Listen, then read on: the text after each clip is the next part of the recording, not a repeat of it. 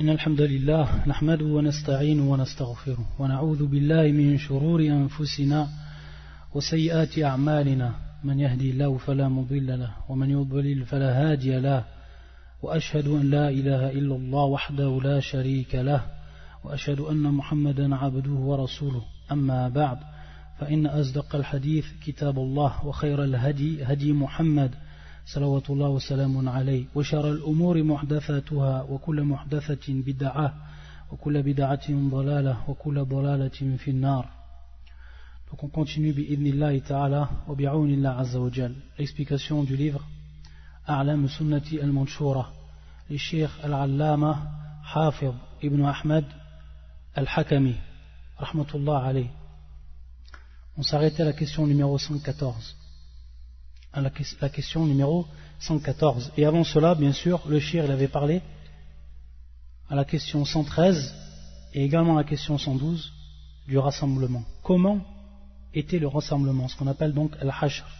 Et ça on l'a expliqué, on a donné tous les termes qui allaient avec, et également on a expliqué donc à travers ce que nous a dit le Cheikh et en apportant d'autres précisions comment ça allait se dérouler, wallah al-musta'an. Et ensuite le Cheikh va passer donc à la question 114. فيقول كيف صفة الموقف من الكتاب كيف صفة الموقف من الكتاب. Donc là pareil, il va nous parler de ce qu'on appelle le mawqif. Et qu'on traduit de cette façon-là, comment les gens se tiendront-ils debout le jour du jugement. Bien entendu, c'est entre parenthèses le jour du jugement selon le Coran.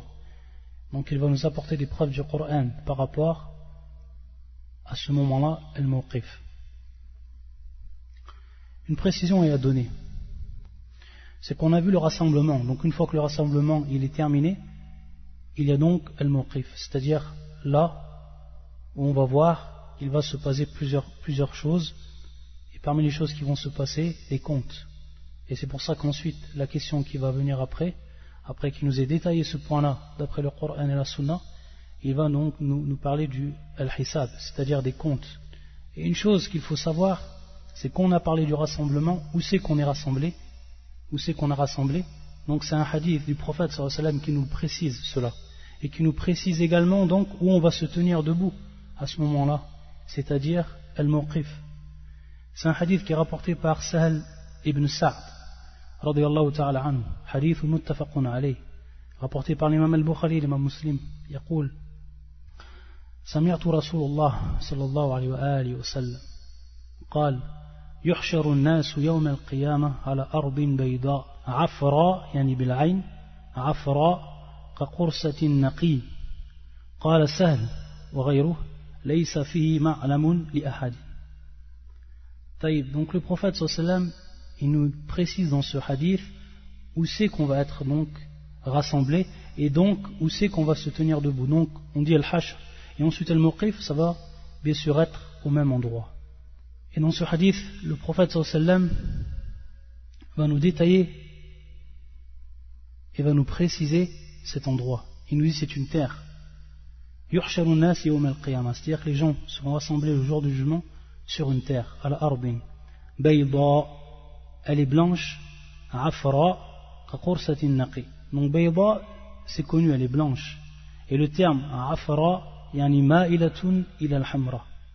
Ma'ilatun ila al-hamra, c'est-à-dire qu'elle penche vers la couleur du rouge. Donc blanche et également rouge, donc entre le blanc et le rouge. Et ensuite le prophète sallallahu alayhi wa sallam yaqul ka qursatin naqi. Ka qursatin naqi ay ka khubzatil hab an-naqi idha yani ma'ilatun ila al-hamra. Donc, lorsqu'il dit le prophète sallallahu alayhi wa sallam, c'est-à-dire comme une galette de pain, qui est fait, un naqi, qui est fait à la base donc de graines, mais de graines pures. Donc, ici, c'est également, comme on sait que ces galettes qui sont faites de telle sorte, elles ont en fait une couleur qui penche vers le rouge. Donc, ce sera en fait la couleur de cette terre-là, que le prophète sallallahu alayhi wa sallam nous a désignée. Et Sahel, il dit, et d'autres encore, parmi les rapporteurs du hadith, c'est-à-dire qu'il n'y aura rien c'est-à-dire qu'il n'y aura rien sur cette terre qui sera comme des panneaux qui pourraient nous indiquer un chemin, etc. C'est-à-dire, ou alors de façon plus générale comme les les montagnes. Par exemple, les montagnes qui puissent nous indiquer où l'on va. Ce sera une terre où il n'y a rien du tout en fait, qui sera vide. Il n'y aura même pas donc dans ce qu'on appelle ma'alam li ahadin. Il n'y aura rien par lequel on pourra savoir où on est, ou nous indiquer un chemin ou autre. Rien du tout. Absolument rien. Wallah al-musta'an. Et donc à ce moment-là, les gens donc ils sont rassemblés, et c'est là donc que va nous expliquer le Cheikh al-Muqif. Donc comment ils vont être à ce moment-là, quelle va être leur situation à ce moment-là. Et donc le Cheikh va nous apporter des versets du Coran et également va nous apporter des hadiths du prophète sallallahu alayhi wa sallam. Également un point important à savoir, c'est que certains savants ensuite nous parlent directement de Ash-Shafa'a. Donc on va voir au niveau des livres qui traitent de la croyance que Ash-Shafa'a, qui est donc l'intercession, fi taqdim ou ta'khir fil abwab, c'est-à-dire que les savants parlent de Ash-Shafa'a à la fin, ou des moments ils en parlent au début, bien sûr pour ce qui concerne le jour du jugement. Et pourquoi cela? Tout simplement ce qu'on sait, et on va le voir donc le Cheikh lorsqu'il va nous parler de Ash-Shafa'a, l'intercession, il y a plusieurs intercessions. Donc il y a la grande intercession, et il y a d'autres intercessions qui vont également intervenir durant le déroulement du jour du jugement, jusqu'à l'entrée au paradis. Même au moment où on va rentrer au paradis, il y aura également des intercessions. Donc c'est pour ça que les savants, soit ils placent donc directement ce chapitre après donc al-Hashr, c'est-à-dire après qu'on ait été rassemblés, ils parlent donc de la Shafa'a. Pourquoi? Parce que la première Shafa'a, qui est la plus grande des Shafa'a, elle va intervenir à ce moment-là. Et on le verra, Inch'Allah, lorsque le Cheikh il va en parler. Donc, il place ce chapitre à ce moment-là à cause de cela, à cause de la grande Shafa'a, Shafa'atul Kubra, qui va intervenir à ce moment-là. Donc, tout de suite après Al-Hashr, après qu'on ait été rassemblés. Et qui est donc en faveur, comme tout le monde le sait, comme on va le voir, en faveur du prophète, salawatullah wa salamun alayhi, notre prophète, salawatullah wa salamun alayhi. Et les autres savants donc, et c'est le cas ici de Cheikh Hafid, rahmatullah alayhi, lui il a décidé de placer ce chapitre à la fin. Donc on va voir qu'il va le placer à la fin. On voit que c'est bien plus loin dans les questions, en prenant compte donc qu'à Shafa'a il y en a plusieurs, en plus de la grande Shafa'a ou de la Shafa'a, l'intercession qui est dite majeure, il y en a d'autres, et donc il les regroupe à la fin donc du chapitre concernant le jour du jugement. Donc c'est pour ça qu'il faut comprendre, suivant les chapitres, ou disons plutôt suivant at-tartib, c'est-à-dire suivant l'ordre que les savants prennent lorsqu'ils écrivent leurs livres, ils prennent en compte cela. Donc ceux qui le font, qui le mettent en premier, ceux qui le mettent en dernier. Donc le Cheikh rahmatullah alayhi, à la question 514, donc sa réponse, il va nous citer des versets. Parmi les versets qu'il cite, qui nous montrent comment ça va se passer, al-Muqif, comment les gens vont se tenir debout. Parmi les versets, il y a le suivant. يقول الشيخ قال الله سبحانه وتعالى قال الله عز وجل ولا تحسبن الله غافلا عما يعمل الظالمون إنما يؤخرهم ليوم تشخص فيه الأبصار مهطعين مقنعي رؤوسهم لا يرتد إليهم طرفهم وأفئدتهم هواء. Et ne pense point qu'Allah soit inattentif à ce que font les injustes, et leur accorde un délai jusqu'au jour où leurs regards se figeront. Ils courront suppliant, levant la tête, les yeux hagards et les cœurs vides. Et le deuxième verset qui nous cite le Cheikh, يوم يقوم الروح والملائكة صفا لا يتكلمون إلا من أذن له الرحمن وقال صوابا. Le jour où l'esprit et les anges seront en rang, nul ne sera parlé, sauf celui à qui le tout miséricordieux aura accordé la permission et qui dira la vérité. Également un autre verset qui nous cite le Cheikh,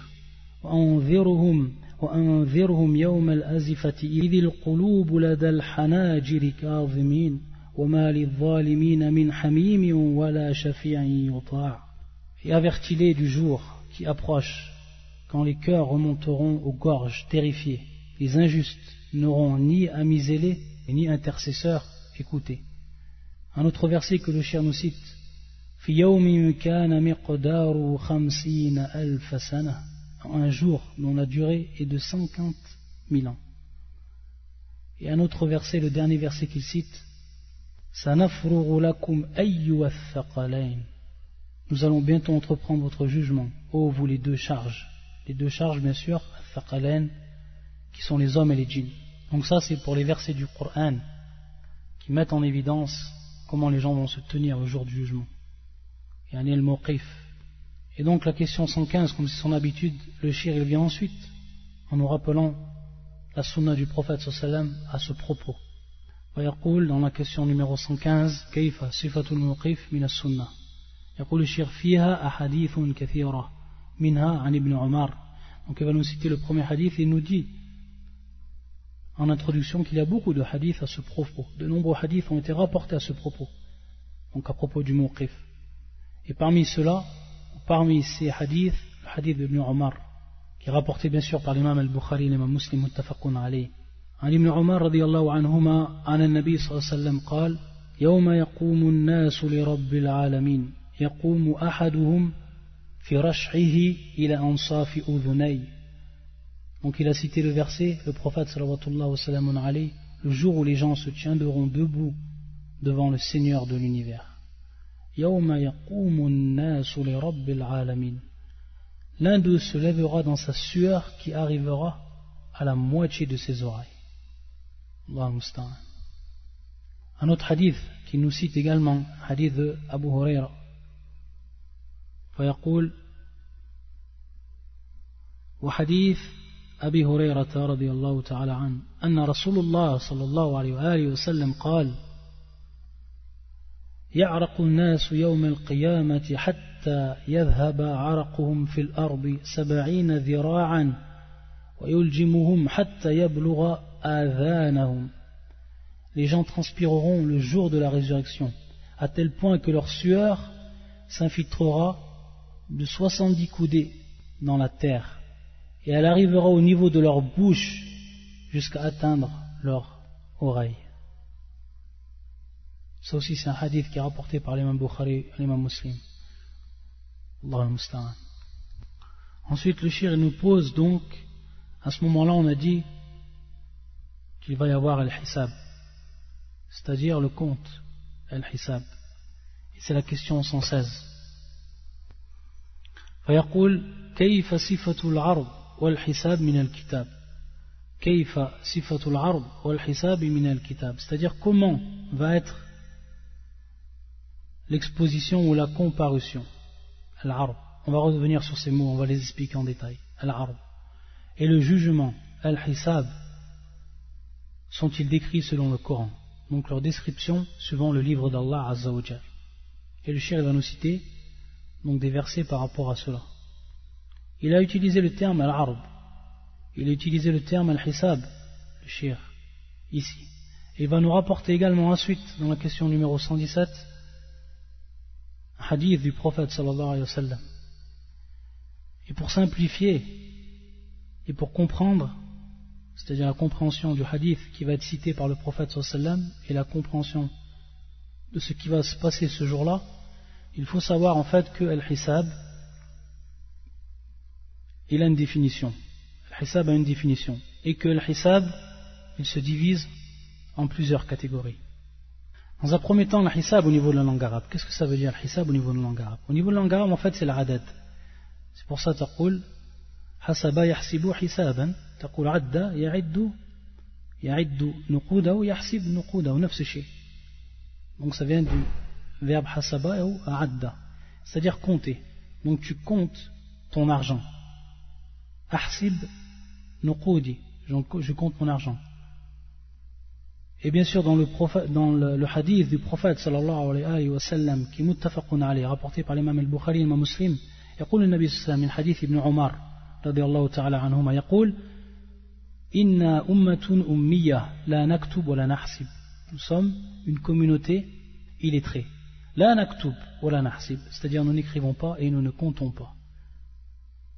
Et bien sûr lorsque le prophète sallallahu alayhi wa sallam يقول لا نكتب ولا نحسب, هذا الغالب, il parle bien sûr de sa communauté, c'est-à-dire des compagnons. Et bien sûr ici min bab al-ghalib, c'est pour la plupart des gens, bien entendu, de façon générale, cette parole du prophète sallallahu alayhi wa sallam. Pourquoi? Parce qu'on sait bien qu'il y a eu des kuttab, mithl kuttab al-wahi, ceux qui ont écrit la révélation, ceux qui ont donc écrit la révélation, qui ont écrit le Coran sur des feuilles, etc. Donc ça c'est de façon générale, lorsque le prophète sallallahu alayhi wa sallam il dit Inna ummatun ummiya la naktub wa la nahsib. Au niveau donc du shara, qu'est-ce que le hisab? Au niveau du shara, au niveau législatif, au niveau de la religion, son acceptation religieuse de ce terme. Wa itla'u Allah azza wa jal ibadahu ala a'malihim wa mujazatihim biha wa muhasabatihim alayha. Donc c'est le fait qu'Allah azza wa jal fait voir à ses esclaves ala a'malihim, c'est-à-dire leurs actes. Et ensuite, il les rétribue suivant cela, il leur fait donc le jugement, le compte de ces actes-là. Et comme on a dit ça, donc, c'est al-hisab. Et on a dit que al-hisab est inqasim min qisman. Al-hisab, il se divise en deux catégories. La première catégorie, c'est ce qui est employé ici, le terme qui est employé dans la question par le shir, et ce qu'on appelle al-arb, qu'on peut traduire al-arb, donc si on peut écrire ces termes-là, al-arb, qu'on peut traduire par présentation ou comparution, etc. Présenter quelque chose. Ça c'est al-arb. Lorsque tu présentes quelque chose, tu fais comparaître quelque chose, al-arb. Ça c'est la première catégorie. Et la deuxième catégorie, al-munaqasha. Al-munaqashatu. Ça c'est la deuxième catégorie du hisab.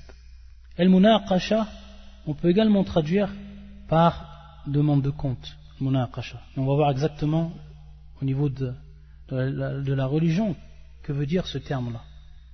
Et comment on comprend la différence entre ces deux, al-arb ou al-munaqasha?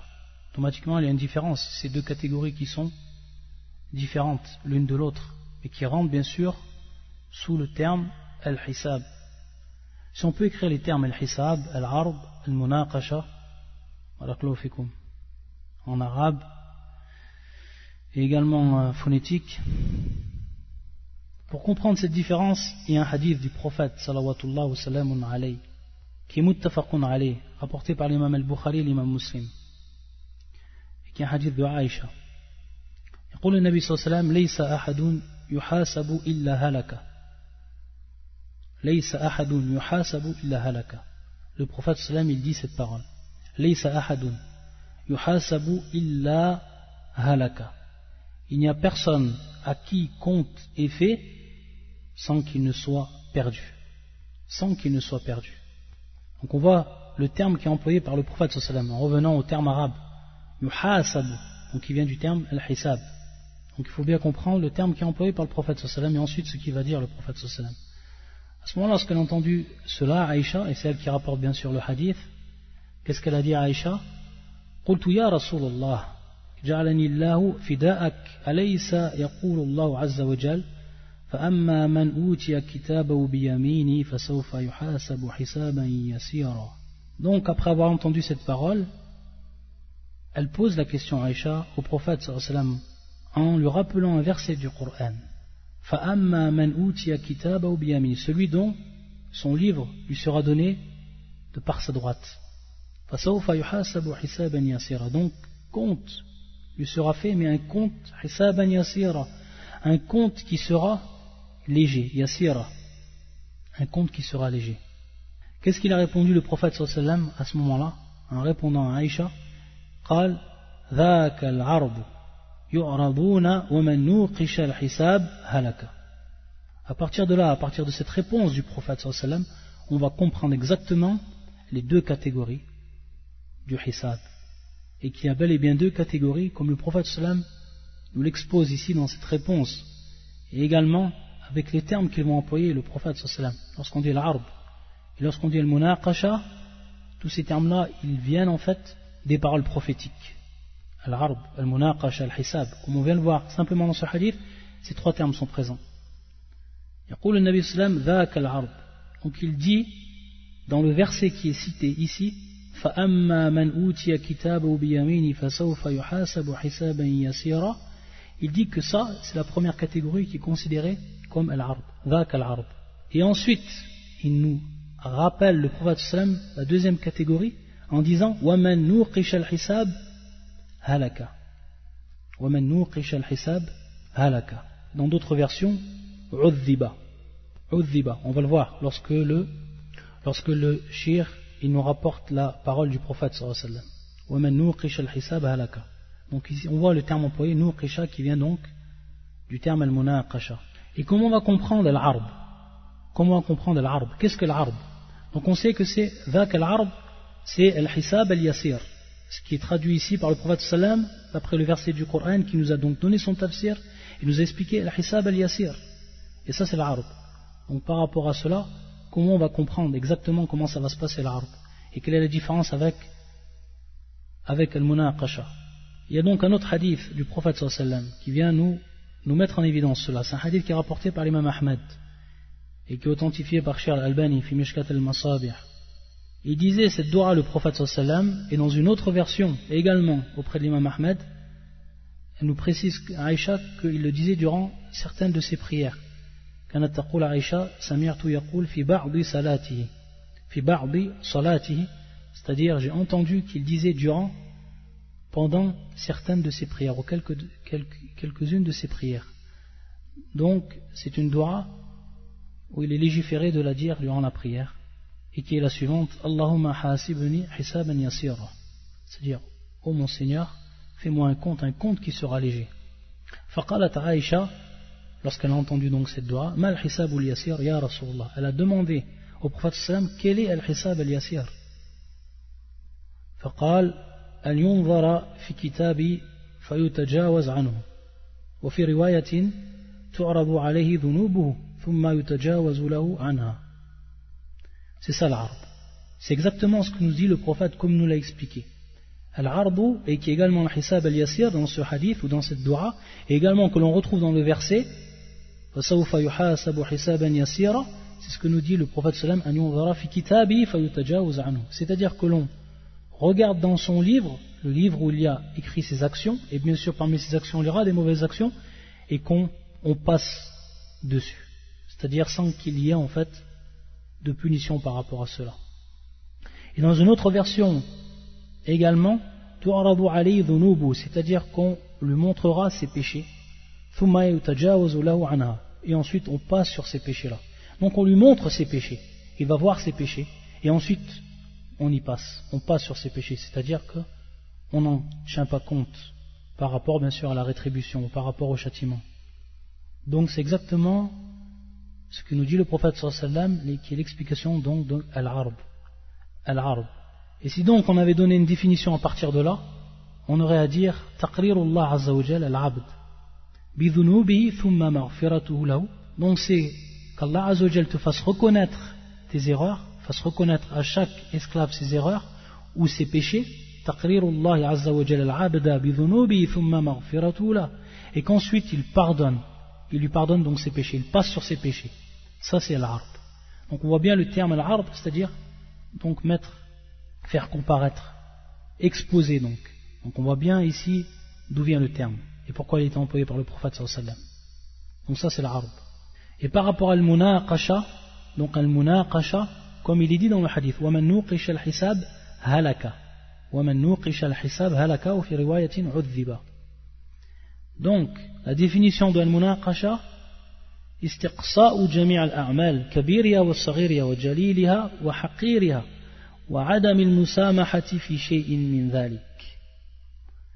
Donc c'est rendre minutieusement compte de tout les œuvres de l'homme. C'est un compte minutieux, de manière approfondie, minutieusement. Tous les actes de l'homme, qu'ils soient grands, qu'ils soient petits, qu'ils soient importants ou qu'ils soient négligeables. Et ne pas lui pardonner dans cela. Donc ça c'est le munaqasha. C'est là où il n'y aura pas de pardon. Alors que l'ard, on a vu que Allah azza wa jalla pardonne. Wa maghfiratuhu lahu. Donc on voit la différence exactement, donc qui est mis en évidence par le prophète sallam dans ce verset. Et donc ensuite les savants nous donnent ces définitions pour donc bien faire apparaître la différence entre les deux et comprendre donc à partir de là le hadith. Et ce qu'on va donc comprendre à partir de la sunna, lorsque le prophète sallam il parle du hisab, bien comprendre la différence entre les deux. Donc ça c'est al-munaqasha, istiqsa'u jami' al-a'mal kabiriha wa saghiriha wa saghiriha jaliliha wa haqiriha wa adam al-musamahati fi shay'in min dhalik. On peut comprendre également, et ça c'est important, et on va voir pourquoi on comprend de cette manière-là. On le précise. C'est que dans le hadith, et c'est la version que va nous donner le shir en fait, à la question numéro 117, lorsqu'il nous rapporte la parole du prophète sallallahu alayhi wa sallam. et qui est la suivante, Ma nuqisha al-hisaba udhiba. Au niveau du terme udhiba, les savants nous disent en fait que l'on peut comprendre ce terme-là de deux façons différentes. Udhiba. C'est-à-dire, an yakun al-adhab bidhati. Tayyib. Donc la première compréhension, c'est man nuqisha al-hisaba udhiba. C'est-à-dire qu'au moment même où il y a le munaqasha, c'est-à-dire au moment où on montre toutes les œuvres de manière minutieuse, on montre toutes les œuvres à Ibn Adam et qu'on lui fait voir tous ses péchés, à ce moment-là, qu'est-ce qu'il advient? Il advient un adhab, c'est-à-dire que la personne yata'adhab bidhalik, c'est-à-dire que c'est un châtiment en lui-même. C'est le munaqasha en lui-même, c'est un châtiment. C'est pour ça maintenant qisha al-hisaba udhiba. C'est comme ça ici qu'on le comprend. Udhiba. Ça c'est la première compréhension. Donc al-munaqasha bidhatiya adhab. Al-munaqasha bidhatiya adhab. C'est comme ça qu'on comprend, ou la première compréhension qu'on peut avoir du hadith et qui est saine. C'est une compréhension qui est saine. Et également une deuxième compréhension que nous donnent les savants, c'est-à-dire que cela, ou cette munaqasha, qu'est-ce qu'elle va avoir pour conséquence? Le non-pardon des péchés et donc ensuite le châtiment. Ensuite le châtiment. Donc ça c'est également la deuxième compréhension, udhiba. C'est-à-dire qu'à la suite de cela, à la suite de l'munaqasha, il va donc advenir al-adhab, le châtiment. Yani ta'oulu bi sahibiha ila al-adhab. Non, ta'oulu bi sahibiha ila al-adhab. Ça c'est pour le munaqasha. Et c'est pour la compréhension également du hadith. Et on va voir pourquoi cela. Lorsqu'on dit udhiba, on va voir pour ce qui est du cas du kafir, al-kafir. Et on verra également, on va voir l'irtilaf des savants par rapport à cela. Également une question qu'on pose.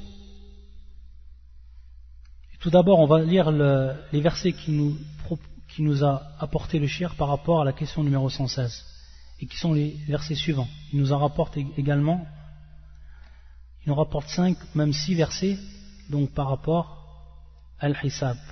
Et le premier, c'est le suivant. يقول الله عز وجل يومئذ تعرضون لا تخفى منكم خافية. Ce jour-là, vous serez exposés et rien de vous ne sera caché. Le deuxième verset qu'il dit وَعُرِضُوا عَلَى رَبِّكَ صَفًّا لَقَدْ جِئْتُمُونَا كَمَا خَلَقْنَاكُمْ أَوَّلَ مَرَّةٍ. Et ils seront présentés en rang devant ton Seigneur. Vous voilà venus comme nous vous avons créé la première fois. Également un autre verset qui nous cite le shir. وَيَوْمَ نَحْشُرُ مِنْ كُلِّ أُمَّةٍ فَوْجًا مِمَّا يُكَذِّبُ بِآيَاتِنَا فَهُمْ يُوزَعُونَ حتى إذا جاءوا قال أكذبتم بآياتي ولم تحيطوا بها علما أم ماذا كنتم تعملون ووقع القول عليهم بما ظلموا فهم لا ينطقون. Et le jour où nous rassemblerons de chaque communauté une foule de ceux qui démentaient nos signes et qu'ils seront placés en rang, puis quand ils seront arrivés, Allah dira avez-vous traité de mensonges mes signes? C'est-à-dire entre parenthèses, Allah dira avez-vous traité de mensonges mes signes sans les embrasser de votre savoir? Ou que faisiez-vous donc? Et la parole leur tombera dessus à cause de leur injustice et ils ne pourront rien dire. Et également le verset suivant qui nous cite le shir. يَوْمَئِذٍ يَصْدُرُ النَّاسُ أَشْتَاتًا لِيُرَوْا أَعْمَالَهُمْ فَمَنْ يَعْمَلْ مِثْقَالَ ذَرَّةٍ خَيْرًا يَرَهُ وَمَنْ يَعْمَلْ مِثْقَالَ ذَرَّةٍ شَرًّا يَرَهُ. Ce jour-là, les gens sortiront séparément pour que leur soient montrées leurs œuvres. Quiconque fait un bien fût-ce du poids d'un atome le verra, et quiconque fait un mal fût-ce du poids d'un atome le verra. Également un autre verset. فَوَرَبِّكَ لَنَسْأَلَنَّهُمْ أَجْمَعِينَ عَمَّا كَانُوا يَعْمَلُونَ. Par ton Seigneur, nous les interrogerons tous sur ce qu'ils œuvraient. Et le dernier verset qu'il cite, وَقِفُوهُمْ إِنَّهُمْ مَسْئُولُونَ. Et arrêtez-les car ils doivent être interrogés. Dans les deux derniers versets que le shir nous a cités, فَوَرَبِّكَ لَنَسْأَلَنَّهُمْ أَجْمَعِينَ. Et le deuxième verset, وَقِفُوهُمْ إِنَّهُمْ مَسْئُولُونَ. Ça, c'est ces deux versets du Coran. Et il y a un autre verset du Coran qui pourrait, suivant donc notre compréhension, à nous, être en contradiction, et qui est le verset suivant.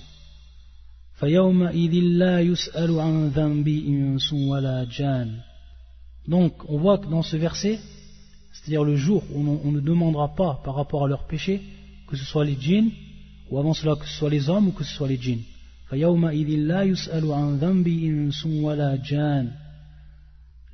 premiers versets qu'on a cités, comme le suivant, donc par ton Seigneur nous les interrogerons tous. Donc on voit ici qu'il y a l'attestation de l'interrogation ou de l'interrogatoire. Et dans le deuxième verset ou dans le dernier verset qu'on a cité, il y a en fait négation de cet interrogatoire. Et en fait par rapport à cela, les savants ils ont plusieurs réponses. Et parmi la réponse qu'ils nous donnent, c'est-à-dire qu'à certains endroits du jugement, il y aura des questions qui seront posées. Donc en relation avec les deux versets qu'on a cités, et la parole d'Allah Azza wa Jal, donc ça c'est des moments du jugement où ils seront interrogés. Et à d'autres moments, ils ne seront pas interrogés.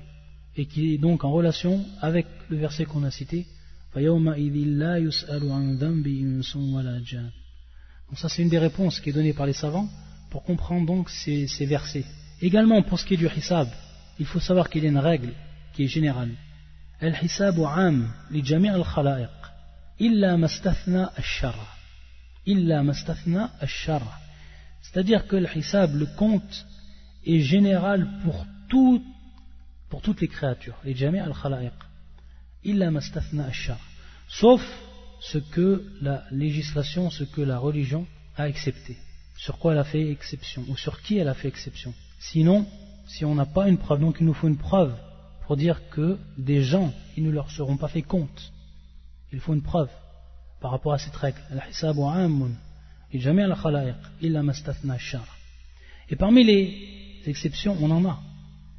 Il y a le fameux hadith du prophète sallallahu alayhi wa sallam, hadith d'Ibn Abbas radiyallahu ta'ala anhuma, qui est un hadith muttafaqun alayh, rapporté par l'imam al-Bukhari et l'imam Muslim, et qui concerne les 70 000 personnes. Et dont l'imam al-Mujaddid, Muhammad bin Abdul Wahhab, rahmatullah alayh, l'a rapporté dans son livre, dans son grand livre, dans son fameux livre Kitab al-Tawhid, fi bab man haqqaqa al-Tawhid dakhala al-jannata bighayri hisab. Celui donc qui a concrétisé le Tawhid, il rentrera dans le paradis sans compte, sans qu'on lui fasse compte. Man haqqaqa al-Tawhid dakhala al-jannata bighayri hisab. Et qui est le fameux hadith où le prophète sallam a cité 70 000 personnes qui rentreront sans hisab. Lorsqu'il a dit le prophète sallam, yadkhulu al-jannata min ha'ula'i sab'una alfan bighayri hisab. Il rentrera parmi ceux-là au paradis 70 000 personnes sans qu'on leur fasse compte. Eux, ils n'auront pas de compte. Ada istithna min ash-shar'. Donc le prophète sallam a écarté ces gens-là ou a fait exception sur ces gens-là, 70 000. Et lorsque, bien sûr, comme vous savez, le prophète sallam est rentré chez lui, et ensuite les sahaba se concertaient, chacun essaie de savoir et de débattre sur ces personnes-là. Et lorsqu'il est revenu, le prophète sallam, il les a informés qui sont ces gens. Et il leur a dit, hum alladhina la yastarqun wa la yatatayyarun wa la yaktawun wa ala rabbihim yatawakkalun. Ce sont ceux qui ont réuni ces sifat, qui ont réuni ces caractéristiques, sont ceux qui rentreront au paradis. Et ils sont 70 000. Et lorsqu'on dit ce adad, 70 000, il faut savoir qu'il y a une autre version qui est venue de ce hadith auprès de l'imam Ahmad avec une chaîne de transmission Hassan. Ibn Hajar al-Asqalani, rahimahullah, il dit à propos de ce hadith, sanadu jayyid. Sanadu, c'est une transmission jayyid, et bien et bonne. Et qui est la parole du prophète sallam, fazadani ma'a kulli alfin sab'ina alf. C'est-à-dire que le prophète sallam, après avoir demandé à son Seigneur qu'il augmente ce nombre, il dit le prophète sallam, fazadani ma'a kulli alfin sab'ina alf. C'est-à-dire à chaque 1000 personnes de ces 70 000, Allah Azza wa Jal a augmenté 70 000 autres. Tous les dons, toutes les 1000, il reste à faire un calcul, tous les 1000 personnes, de ces 70 000, il y aura 70 000 autres personnes. فزادني مع كل 1000 70,000. Et bien sûr, dans ce hadith qui est important à détailler, lorsque le prophète sallallahu alayhi wa sallam يقول لا يسترقون, et معنى لا يسترقون يعني لا يطلبون الرقية, لا يطلبون الرقية, c'est-à-dire qu'ils ne demandent pas la ruqya, ce qu'on appelle bien sûr الرقية. Et pourquoi cela le prophète sallallahu alayhi wa sallam يقول لا يسترقون, sachant que c'est permis de demander الرقية, لا يطلبون الرقية, c'est tout simplement que celui, et surtout du temps du prophète sallallahu alayhi wa sallam, et dans cette communauté, celui qui demande de manière générale à Ruqya, il se rattache et son cœur a tendance à se raccrocher à ce qu'on appelle un Raqi, c'est-à-dire la personne qui fait Ruqya. Parce que les gens sont faibles. Et non. Donc c'est pour ça, c'est-à-dire la personne qui ne demande pas, la yastarqoun, cela rentre dans Kamal et Tawakkul, c'est-à-dire la perfection du Tawakkul. La personne qui ne demande pas Ruqya. C'est pour ça ici que le prophète sallam yaqul hum alladhina la yastarqun, yani la yatlubuna ar-ruqya, ils ne demandent pas ar-ruqya. Également ensuite il dit wala yatatayyarun, wala yatatayyarun, et bien sûr ça vient de ce qu'on appelle at-tatayyur, et qu'on traduit comme la mauvaise augure, c'est-à-dire considérer la mauvaise augure ou la bonne augure. Certaines personnes raccrochent leur acte à ce qu'ils vont voir. C'est-à-dire que s'ils vont voir une chose qui pour eux leur paraît de mauvaise augure, ils ne la font pas. Et au contraire, s'ils voient une chose qui est pour eux une bonne augure, ils vont la faire. Ça, c'est ce qu'on appelle la tatayyur. Et ça vient bien sûr du terme tayr, c'est-à-dire de l'oiseau. Pourquoi c'est pris de ce terme tayr, l'oiseau? Parce que du temps de la jahiliya, les gens de façon générale, ils se raccrochaient en fait aux oiseaux. C'est-à-dire la mauvaise augure et la bonne augure, c'était par rapport aux oiseaux qu'ils voyaient, etc. Mais bien sûr, ça peut être de manière tout à fait générale. Ça peut être également tatayur bin nujum, c'est-à-dire par rapport, considérer la mauvaise et la bonne augure par rapport aux étoiles. Également, comme c'est connu en France, lorsqu'ils disent le chat noir, lorsque la personne voit un chat noir et qu'ils disent que ça c'est mauvaise augure et qu'elle rentre chez elle, lorsqu'elle voit le chat noir. Ça c'est du tatayur. C'est ce qu'on appelle tatayur, ou tayra, donc qui vient donc de ce terme. Et bien sûr, هذا ينافي التوكل. Et également, يقول ولا يكتوون. Et ce qu'on a la yaktaoun, c'est-à-dire qu'ils ne font pas la cautérisation. Al-iktiwa traduit donc la cautérisation. Et il faut savoir que la yaktaoun, ça ne veut pas dire ici que c'est interdit. Pourquoi? Parce que le prophète sallallahu alayhi wa sallam l'a fait et qu'il a également ordonné parmi ses compagnons de le faire. Mais il faut savoir de manière générale, lorsqu'on regarde la sunna de manière générale, qu'il y a 4 considérations du prophète sallam par rapport à l'iktiwa. Il y a son fi'l, c'est-à-dire l'acte, et qui nous prouve donc al-jawaz. Et également adam al-mahabba lahu, salawatullah wa sallam wa alayhi, c'est-à-dire qu'il n'aime pas l'iktiwa. Et également al-thana'u ala man taraka l'iktiwa, c'est-à-dire, comme dans ce hadith, c'est-à-dire l'éloge par rapport à ceux qui délaissent la cautérisation, l'iktiwa. Et également d'autres hadiths qui nous apportent un nahi, ou qui yufid un nahi. C'est la 4e catégorie, si on pouvait les hadiths concernant l'iktiwa, si on pouvait les regrouper en 4 catégories. Un nahi anhu, c'est-à-dire l'interdiction. Mais bien sûr ici un nahi, si on regroupe donc avec l'acte du prophète sallallahu alayhi wa sallam, on va bien sûr comprendre que c'est un nahi lit-tanzi, la lit-tahrim lit-tanzi. C'est-à-dire que c'est déconseillé ici par rapport, on considère donc un nahi qui est de l'ordre du déconseillé. Wa ala rabbihim yatawakkalun. Et donc ensuite, bien sûr, après avoir cité tout ce qui va à l'encontre du tawakkul, que ce soit min kamal tawakkul ou tawakkul bi nafsi, il dit le prophète sallam wa ala rabbihim yatawakkalun. Et donc sur leur Seigneur, ils ont la pleine confiance, tawakkul. Ils font le tawakkul par rapport à leur Seigneur. Ils ont un tawakkul complet, kamil, par rapport à leur Seigneur. Donc ce sont ceux, les 70 000, qui rentreront au paradis sans hisab. Aussi un point qu'il faut savoir par rapport à l'hisab, et qui est important. Il faut savoir que la communauté du prophète sallallahu alayhi wa sallam, c'est la première communauté à qui compte sera fait. Alors que c'était la dernière communauté à apparaître. Et ça bien sûr c'est par la grâce. Min fadlillah azza wa jalla ala hadhihi al-ummah. C'est par la grâce d'Allah azza wa jalla sur cette communauté. Et bien sûr par rapport à ça il y a plusieurs hadiths du prophète sallallahu alayhi wa sallam. Comme le hadith rapporté par l'imam al-Bukhari ou l'imam Muslim, Nahnu al-akhirun as-sabiqun yawm al-qiyamah. Nous sommes les derniers et les premiers le jour du jugement, ou ceux qui vont devancer les autres, bien sûr, entre parenthèses, le jour du jugement.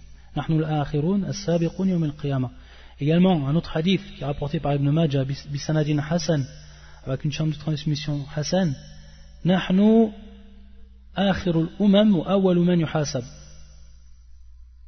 Nous sommes la dernière des communautés et nous sommes la première à qui compte sera fait. Une autre question également qui est importante et qui rentre aussi dans le hisab, hal al-kuffar yuhasabun am la? Est-ce qu'on va faire compte, on va rendre compte aux kuffars, aux mécréants ou pas? Il y a en fait deux avis chez les savants par rapport à cette question-là. Certains savants disent en fait qu'il n'y a pas de compte. Pas de compte leur sera fait. Parce que ce sont des kuffars en islam. Là, yadkhuluna al-jannah abadan. Ils ne rentreront jamais au paradis. On ne leur rendra pas de compte par rapport à cela. Et bien sûr, ils prennent, c'est donc le premier avis, et ils prennent comme preuve un des versets du Coran, et qui est le suivant, qui fait surat al-Qasas, et qui est le verset 78. وَلَا يُسْأَلُ عَنْ ذُنُوبِهِمْ الْمُجْرِمُونَ. Et les criminels ne seront pas interrogés sur leurs péchés. وَلَا يُسْأَلُ عَنْ ذُنُوبِهِمْ الْمُجْرِمُونَ. Et les criminels ne seront pas interrogés sur leurs péchés. Et également un autre verset, et qui fait surat al-Furqan, et qui est le verset 23. وَقَدِمْنَا إِلَى مَا عَمِلُوا مِنْ عَمَلٍ فَجَعَلْنَاهُ هَبَاءً مَنْثُورًا. Nous avons considéré l'œuvre qu'ils ont accomplie et nous l'avons rendue, ou nous l'avons réduite en poussière éparpillée. Donc pour eux, à partir de ce verset, ils n'ont même pas de hasanat, donc il n'y a même pas de compte à faire à ces gens-là, aux kuffars. Ça c'est le premier avis. Et le deuxième avis, c'est compte leur sera fait. Et également, les savants qui disent cette parole-là, ils prennent également des versets du Coran, comme le verset suivant. وَأَمَّا مَنْ أُوتِيَ كِتَابَهُ بِشِمَالِهِ فَيَقُولُ يَا لَيْتَنِي لَمْ أُوتَ كِتَابِيَهْ وَلَمْ أَدْرِ مَا حِسَابِيَهْ. Comme في surat al-Haqqa, qui est le verset 25 et 26. Quant à celui à qui on aura remis le livre en sa main gauche, il dira hélas, pour moi j'aurais souhaité qu'on ne m'ait pas remis mon livre et ne pas avoir connu mon compte. Et également dans le verset également, inna ilayna iyabahum thumma inna alayna hisabahum, inna ilayna iyabahum thumma inna alayna hisabahum. Donc dans ces versets ici, al-umum, c'est-à-dire que c'est général, yatrul fil kuffar, par rapport à ceux à qui le livre sera donné dans leur main gauche, ceux qui reviendront à Allah Azza wa Jal, thumma inna alayna hisabahum, donc Allah Azza wa Jal leur fera les comptes, ça c'est de manière générale cité. Donc il rentre également ici al-kuffar. Et également la parole du prophète sallallahu laysa ahadun yawm al-qiyamah yuhasab illa halaka. On voit ici laysa ahadun yawm al-qiyamah, c'est-à-dire il n'y a personne, ahad. Et ici également al-umum, c'est-à-dire que c'est général. Cette parole du prophète sallallahu il rentre également dedans al-kuffar.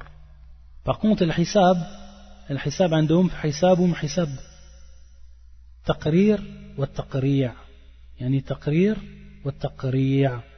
Qu'est-ce que ça veut dire? Ça veut dire que le hisab, qu'ils reconnaissent leurs péchés, et également ensuite le reproche qu'il leur sera fait. Allah al-Musta'an. Et donc, si on dit que le kuffar compte leur sera fait, il y a bien sûr ici des hikam, c'est-à-dire qu'il y a des sagesses par rapport à cela. Et c'est le dernier point qu'on va traiter. Et ensuite on reviendra au livre, on lira la question 117, Inch'Allah ta'ala. Il faut savoir donc qu'il y a des hikam min muhasabati al-kuffar. Al-hikamu min muhasabati al-kuffar. Lorsque compte est fait au kuffar, il y a des sagesses. La première, idha'u kamal adlillah azza wa jal. La hujjata wa la udhr lahum. C'est-à-dire que Allah azza wa jal va faire apparaître sa justice parfaite devant ses créatures. Et qu'ils n'auront donc pas d'arguments, qu'ils n'auront pas d'excuses devant Allah azza wa jal. Comme il dit Allah azza wa jal fi surat an-Nisa, qui est le verset 165, رسلا مبشرين ومنذرين لئلا يكون للناس على الله حجة بعد الرسل وكان الله عزيزا حكيما. En tant que messager annonciateur et avertisseur, afin qu'après la venue des messagers il n'y a eu pour les gens point d'argument devant Allah, et Allah est puissant et sage. Donc après qu'Allah azza wa jal رسلا مبشرين ومنذرين, lorsqu'il a envoyé des annonciateurs et des avertisseurs, et ceci afin ألا يكون للناس على الله حجة بعد الرسل وكان الله عزيزا حكيما, afin donc qu'il n'y ait pas donc d'argument et de preuve par rapport aux gens, d'argument et d'excuse par rapport aux gens. Donc ça c'est la première hikmah. La deuxième, naw'un min anwa' al-'adhab. Et c'est là qu'on va comprendre également l'une des interprétations qui avait été donnée, ou de la compréhension du hadith du prophète sallam qui avait été donné, et qui est la parole suivante du prophète sallam, man nuqish al-hisaba udhiba. Man nuqish al-hisab udhiba. C'est-à-dire donc, celui qui a à rendre minutieusement compte de ses actes sera châtié. Et donc, udhiba, on a vu que l'adhab, il advient au moment même de al-munaqasha, suivant cette compréhension. Donc on voit bien que c'est un adhab pour les kuffars ici. Donc naw'un min anwa' al-'adhab. Ça aussi c'est une des sagesses d'Allah Azza wa Jal qu'il leur fasse leur compte. Et également une des sagesses, et ça c'est bien sûr suivant l'un des avis des savants, une grande question où les savants divergent et qui revient à une question des bases de la jurisprudence fil usul al-kuffaru mukhatabun bi furu' al-shari'a. Donc certains savants, bien sûr, il y a deux avis par rapport à cela. Est-ce que les mécréants sont concernés par les branches de la sharia, comme par exemple la prière, comme par exemple le jeûne, tout ce qui rentre dans la sharia, ou est-ce qu'ils sont concernés par en fait la foi et par le tawhid, donc ce qui est considéré comme al-asl fi din, ou est-ce qu'ils sont concernés par al-furu'? Donc ici, ikhtilaf al-ulama, certains savants parmi les usuliyin, ils disent que les kuffar ils sont concernés par les branches de la sharia et d'autres non. Et parmi ceux donc qui disent qu'ils sont concernés, donc on voit ici qu'il y aura donc une hikmah, une sagesse, lorsque les comptes leur seront faits. Et parmi les versets qu'ils prennent, les savants, pour dire que les kuffar mukhatabun bi furu' al-sharia, qui est le verset suivant, waylul lil mushrikin alladhina la yu'tuna az-zakah. Donc on voit ici qu'Allah Azza wa Jal waylul lil mushrikin. Donc il fait menace donc au polythéisme qui ne donne pas la zakat. Donc il précise ici qu'Allah Azza wa Jal qui ne donne pas la zakat. Donc on voit ici preuve qu'ils apportent. Lorsque qu'Allah Azza wa Jal, il leur dit et il leur fait menace waylul lil mushrikin alladhina la yu'tuna az-zakat, qui ne donnent pas la zakat, par rapport donc à la zakat. Donc ici on voit bien wajh al-istidlal qui sont bel et bien considérés d'après ce verset par al-furu' al-sharia, par les branches de la sharia. Et également un des grands versets qui vient appuyer ce qu'ils disent, c'est-à-dire l'une des preuves les plus fortes, et qui est le verset suivant, fi jannatin yatasa'alun 'anil mujrimin ma salakakum fi saqar, fi saqar qalu lam naku min al-musallin. Donc dans ce verset, dans les jardins ils s'interrogeront au sujet des criminels, qui fait surat al-mudaththir, et qui est le verset 40, 41-42.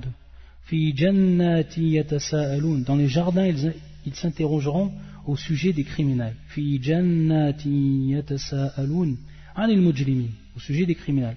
Qu'est-ce qui vous a acheminé au saqar? Ma salakakum fi saqar. Qalu lam naku min al-musallin. Donc ici hada wa shahid. Ils diront, nous n'étions pas de ceux qui faisaient la prière. Bien sûr ici le mujrimin, le kuffar. Qalu lam naku min al-musallin. Nous n'étions pas de ceux qui faisaient la prière. Donc ici, Allah Azza wa Jalla les a châtiés par rapport au fait qu'ils n'ont pas fait la prière. Et la prière par rapport à eux, c'est considéré min al-furu', bien entendu. C'est considéré ici min al-furu' par rapport à eux, c'est considéré comme les branches. Donc ici, les savants, ils prennent comme aspect argumentatif de ce verset que lorsque Allah Azza wa Jalla les châtie, ces kuffars, par rapport au fait qu'ils n'ont pas fait la prière, et que la prière est considérée par rapport à eux al-furu', alors automatiquement, on comprend qu'ils sont mukhatabun, qu'ils sont concernés également bil furu', qu'ils sont concernés également par les branches de la législation. Pas seulement les bases de la législation, mais également les branches de la législation. Et également, donc ça rentre dans la troisième, par rapport à cet avis des savants, ça rentre dans la troisième hikmah. Et également la quatrième hikmah, c'est que les kuffar manazil, ou darajat, c'est-à-dire que les kuffars, ils ont des degrés par rapport à leur kufr. Par exemple, il y a ceux qui appellent au kufr, et qui jour et nuit font la da'wa dans le kufr. Il y a également ceux qui combattent jour et nuit les musulmans. Donc, ces kuffars, il y a entre eux des degrés. Et donc, par rapport à ça, lorsqu'on va leur montrer leur acte, on va donc pouvoir leur faire voir la différence dans cela. Et donc, le dernier point par rapport à cela, il faut savoir que les kuffar, s'ils ont fait de bonnes actions, alors les bonnes actions, leur récompense, c'est dans la vie d'ici-bas. C'est dans la vie d'ici-bas. Ça, c'est un dernier point, à titre une parenthèse, un dernier point que l'on cite par rapport à cette question-là lorsqu'on parle des mécréants. Et on se base sur un hadith qui est rapporté par l'imam Muslim. Inna Allah yu'ajjilu lil kafir hasanati fi dunya hatta idha ja'a yawm al-qiyamah la hasanata lah. Donc dans ce hadith qui est rapporté par l'imam Muslim, Allah Azza wa Jal yu'ajjila lil kafir, c'est-à-dire qu'il donne de manière immédiate aux mécréants ses bonnes actions, fi dunya, dans la vie d'ici-bas, jusqu'à qu'il vienne le jour du jugement et il n'aura pas en fait de hasanat, c'est-à-dire de récompense par rapport aux bonnes actions qu'il a fait. La hasanata la. La hasanata la. Et bien sûr, la récompense, elle peut être de plusieurs degrés, ou elle peut prendre plusieurs formes. Par exemple, une personne qui a fait du bien par rapport aux pauvres, etc., il prend une renommée, c'est-à-dire tout le monde l'aime, et il prend une renommée dans cette vie d'ici-bas. Une grande renommée. Ça, c'est une forme de récompense par rapport à cette personne-là, etc. Ala kulli hal, hadith wadih, pour dire que Allah Azza wa Jal, par rapport à leurs bonnes actions, ils auront la récompense de cette vie d'ici-bas, mais dans l'au-delà, rien du tout. Wallah al-musta'an. Donc pour terminer le cours d'aujourd'hui, on va lire donc la question numéro 117, et qui nous parle bien sûr du hisab également, mais ici le shir vient faire voir comme c'est décrit d'après la sunna. Kayfa sifatu dhalika min as-sunnah. Donc il nous rapporte également plusieurs hadiths. Yaqul le shir fihi ahadithun kathira. Il nous dit également qu'il y a plusieurs hadiths. Donc parmi les hadiths qu'il a cités, il y a des versions des hadiths qu'on a déjà cités auparavant et d'autres. Parmi ceux-là, la parole du prophète sallallahu alayhi wa sallam, man nuqisha al-hisaba udhiba, quiconque aura à rendre minutieusement compte de ses actes sera châtié. Et donc à ce moment-là, Aïcha lui avait dit, alaysa yaqulu Allah ta'ala fasawfa yuhasabu hisaban yasira, c'est-à-dire celui qui recevra son livre en sa main droite, ça c'est le début du verset, sera soumis à un jugement facile. Donc ici, c'est la parole qu'elle a dit, fasawfa yuhasabu hisaban yasira, sera soumis à un jugement facile. Donc un jugement facile, un jugement léger. Et le prophète sallam lui a répondu, comme on l'a vu, dhalika al-arb. Il s'agit donc ici de, comme on a dit, la présentation, l'exposition. Et il dit aussi, salawatullah wa salamun alayhi, dans ce hadith rapporté par l'imam al-Bukhari et Muslim, yuja'u lil kafir yawm al-qiyamah fayuqalu lah ara'ayta law kana laka mil'u al-ardi dhahaban akunta taftadi bih fayaqulu na'am. Donc on amènera l'incroyant, le kafir, le jour de la résurrection, et on lui dira, vois-tu, si tu avais le contenu de la terre en or, le donnerais-tu en rançon pour te racheter? Il répondra oui. On lui dira alors, il lui sera dit, faqad su'ilta ma huwa aysaru min dhalika wa anta fi sulbi adam alla tushrika bi fa abayta illa shirk. Il t'a été demandé ce qui est plus facile que cela alors que tu étais encore dans les reins d'Adam, fi sulbi adam, que tu ne m'associes rien, mais tu n'as voulu que l'association. L'associationnisme, le shirk, le polythéisme, Allah al-musta'an. Il dit également le prophète sallallahu alayhi wa sallam, également dans un hadith qui est rapporté par l'imam al-Bukhari, ma minkum min ahadin illa sayukallimuhu rabbuhu laysa baynahu wa baynahu turjuman fayanzuru aymana minhu fala yara illa ma qaddama min amalihi wa yanzuru ash'ama minhu fala yara illa ma qaddam وينظر بين يديه فلا يرى إلا النار تلقاء وجهه فاتقوا النار ولو بشق تمرة ولو بكلمة طيبة. Il n'y a personne d'entre vous à qui son Seigneur ne parlera pas sans qu'il n'y ait entre eux d'interprète.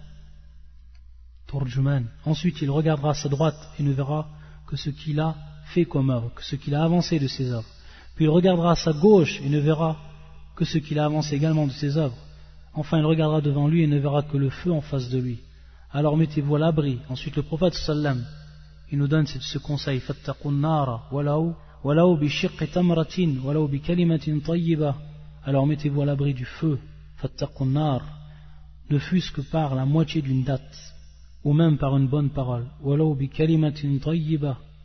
Et il dit également le prophète sallallahu wa sallamun alayhi, يدن أحدكم يعني المؤمنين من ربه حتى يضع كنفه عليه فيقول عملت كذا وكذا فيقول نعم ويقول عملت كذا وكذا فيقول نعم فيقرره ثم يقول إني سترت عليك في الدنيا وأنا أغفرها لك اليوم. Donc on voit bien que ce dernier hadith, c'est un hadith qui concerne donc l'Arab, où le prophète, où Allah Azza wa Jal expose les péchés, donc Adam min bab al-taqrir, jusqu'à qu'ils reconnaissent, et ensuite il lui les pardonne.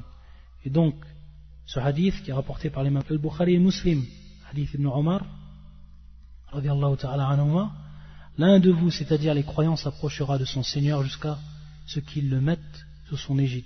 Puis il lui dira, as-tu fait telle et telle chose? Il lui répondra que oui.